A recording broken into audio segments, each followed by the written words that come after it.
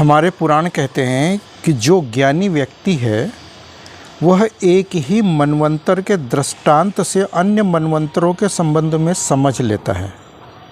यानी कि एक मनवंतर में जो घटनाएं घटित हो चुकी हैं, जो व्यतीत हो चुका है, वही एक ज्ञानी पुरुष, एक ज्ञानी व्यक्ति अनुमान लगा लेता है कि अन्य मनवंतरों में क्या हुआ होगा।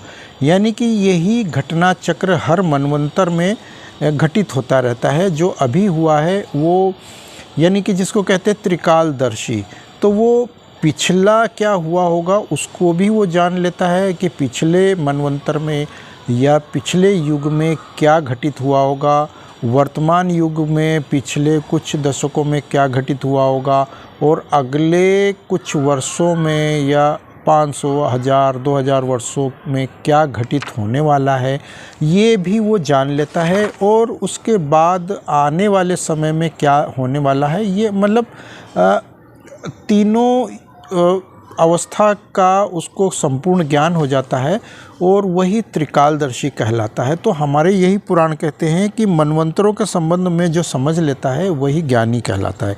एक के भविष्य से अन्य के भविष्य से अवगत हो जाता है। यानी कि एक भविष्य को जो जान लेता है वो अन्य भविष्य को भी जान लेता है, उससे अवगत हो जाता है। एक कल्प के ज्ञान से अन्य कल्पों, वंशों का ज्ञान कर लेता है। यानी कि आने वाले या पिछले जो कल्प हैं उनके बारे में भी वो संपूर्ण ज्ञान रख लेता है।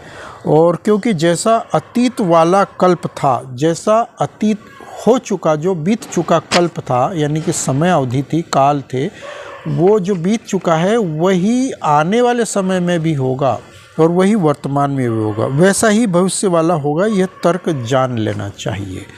तो यानी कि हमारे जो त्रिकालदर्शी जिसको कहा जाता है, कि भविष्यवक्ता कहा जाता है, तो वो इसी आधार पर कहा जाता है कि हर एक मनवंतर में वो घटनाएं घटित होती रहती है।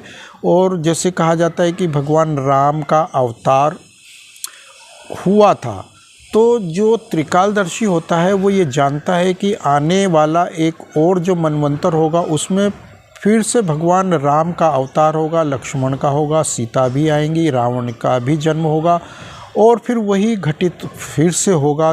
ये सारी घटनाएं आने वाले समय में भी घटित होती हैं, और पिछली जो मनवंतरों में घटित हो चुकी है वो भी इसका एक अनुमान लगाया जा सकता है।